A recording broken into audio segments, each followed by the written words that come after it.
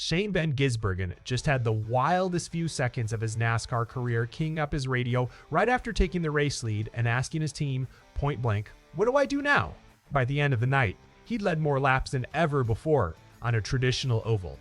Stick around because this story's got everything a career night, a shot at the leader, and one gutted final corner.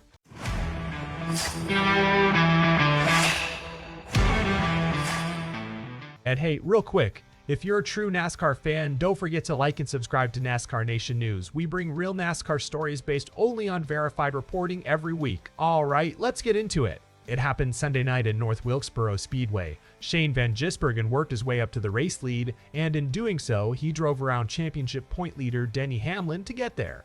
The moment he took the lead, Van Gisbergen keyed up his Trackhouse Racing team radio and said, "I'm leading. What the do I do now?" It was a rhetorical question, but it landed as a genuinely funny moment for everyone listening in. Now, Van Gisbergen obviously knows how to lead a NASCAR race, but leading on an oval is still a fairly new experience for him.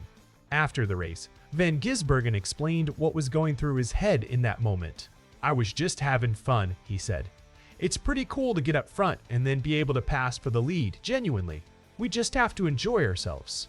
But here's the thing, it didn't end the way he wanted. He ultimately finished 5th.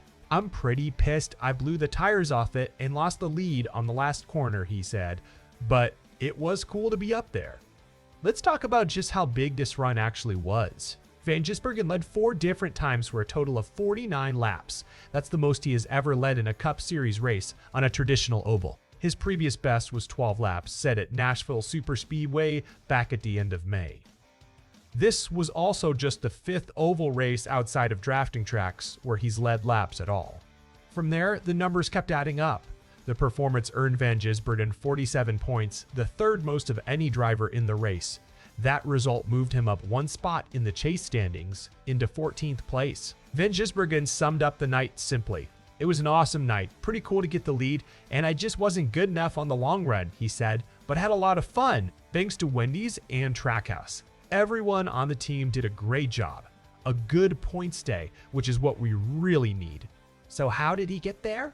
Van Gisbergen started 8th and averaged a 4th place running position throughout the night.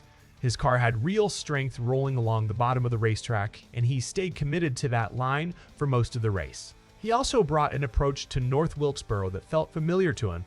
"It's a bit like a road course here," he said. "I tried right front braking for a bit half the race. I right foot braked and I just feel comfortable doing that. It's a real balanced track and you can really affect the car with your driving technique. So I felt comfortable doing that." Meanwhile, by the end of the race, Van Gisbergen was one of just 6 drivers still on the lead lap.